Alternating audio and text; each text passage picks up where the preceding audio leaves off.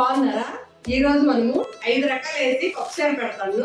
చాలా బాగుంటుంది, మీరు కూడా ట్రై చేయండి. సాంబార్కి కావలసిన పదార్థాలు 5 రకాల ముక్కలు: సొరకాయ, దోసకాయ, బెండకాయ, వంకాయ, మామిడికాయ, తర్వాత టమాటా, చింతపండు, పోపుకి ఉల్లిపాయలు, ఎల్లుల్లిపాయలు, కరివేపాకు, ఎండుమిరపకాయలు ఒక 4, పచ్చిమిరపకాయలు ఒక 4, కొత్తిమీర, తర్వాత కందిపప్పు, దానికి పోపు దినుసులు, ఆవాలు, జీలకర్ర, ధనియాలు, కారం, ఉప్పు, మినప్పప్పు, పసుపు. ముందుగా మనము పప్పు కడుక్కోవాలి.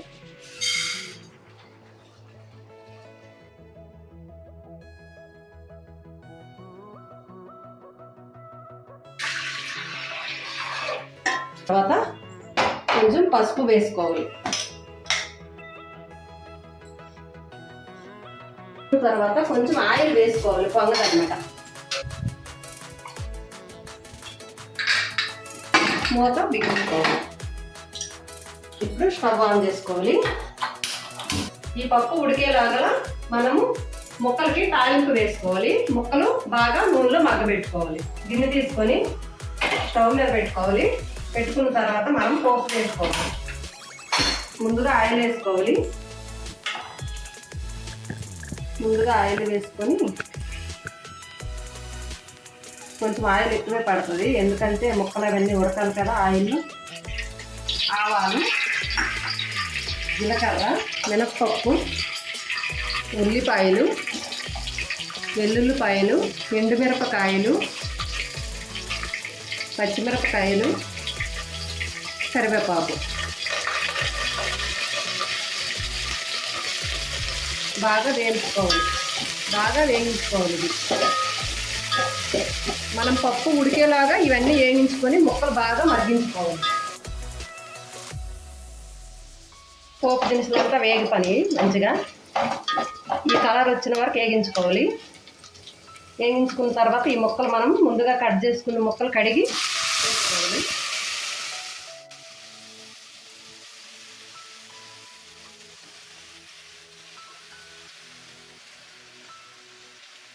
ఇప్పుడు టమాటా ముక్కలు కూడా వేసుకోవాలి. వేసుకున్న తర్వాత మనం కొంచెం పసుపు కూడా వేసుకోవాలి. పసుపు వేసుకుంటే ఏమవుతుందంటే ముక్కలు బాగా కలర్ వస్తాయి మంచిగా. పప్పులో వేసాం కదా, కొంచెం ఇందులో వేయాలి. బాగా మగ్గడానికి కొంచెం సాల్ట్ కూడా వేసుకోవాలి. ముక్కలు ఎంత బాగా మగ్గితే అంత టేస్ట్ వస్తుంది. ఇప్పుడు ఒకసారి మొత్తం కలిపేసి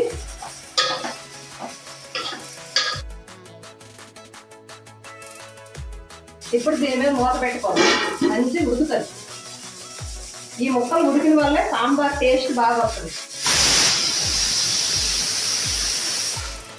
పప్పు కూడా విజులు వస్తుంది. అప్పటికి మనం చింతపండు కూడా గుజ్జు కొంచెం పులుసు పిచ్చుకుందాం. కొద్దిగా ఒక నిమ్మకాయ సైజు అంత చింతపండు తీసుకొని, మామిడికాయ వేసాం కాబట్టి పులుపు, కొంచెం టమాటాలు వేసాం కాబట్టి పులుపు.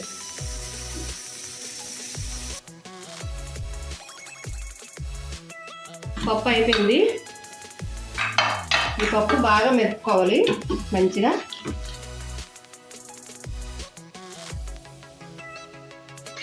దీంట్లో మనం ఇప్పుడు రసం పోసుకోవాలి. పోసుకున్న తర్వాత దీంట్లో మనం ఉప్పు చూసుకొని వేసుకోవచ్చు, ముక్కలు వేసాం కాబట్టి. తర్వాత కారం కూడా తగ్గించేసుకోవాలి, ఎందుకంటే అందులో పచ్చిమిరపకాయలు, ఎండుమిరపకాయలు వేసాము. బాగా ఒకసారి కలుపుకోవాలి. ఇప్పుడు మనం ముక్కలన్నీ ఉడికించుకుంటాం కదా, ఇదో సాఫ్ట్గా ముక్కలు ఉడుకుతాయి. ముక్కలు ఈ విధంగా ఉడకాలి, సాఫ్ట్గా ఉడికిపోవాలి. ముక్కలు ఉడికితేనే ముక్కల చారుకి టేస్ట్ బాగా వస్తుంది. ఇప్పుడు ఉడికిపోయిన తర్వాత మనము ఈ రసం పోసుకోవాలి. ఈ ముక్కల్లో బాగా ఉడకాలి, బాగా మరగాలి. పప్పుచారు ఎంత ఉడికితే అంత టేస్ట్గా ఉంటుంది. బాగా మరగాలి. బాగా మరిగినప్పుడు ఈ ముక్కలు నూనెలో ఉడికిపోయినాయి కాబట్టి ముందల ఈ సాంబార్లో అంతా రసం అంతా దిగి చాలా టేస్ట్గా ఉంటుంది. ఈ ముక్కలు పులుసు పెట్టుకోండి మీరు కూడా, చాలా బాగుంటుంది. ఇంట్లో ఒకసారి ట్రై చేయండి. ఇప్పుడు మనము కొంచెం ధనియాల పొడి వేసుకోవాలి. ఎంటీఆర్ మసాలా సాంబార్ పొడి ఇది కూడా వేసుకోవాలి.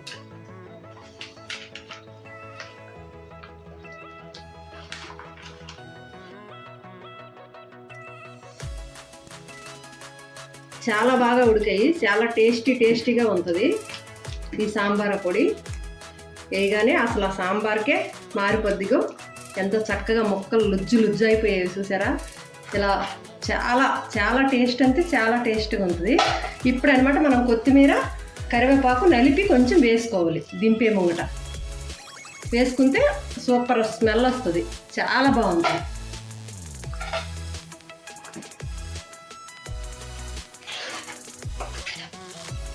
ముక్కల సాంబార్ అయిపోయిందండి. ఇది మనం స్టవ్ బంద్ చేసుకోవాలి. అబ్బా గుమగుమలాడిపోతుంది, చాలా సువాసనగా ఉంది.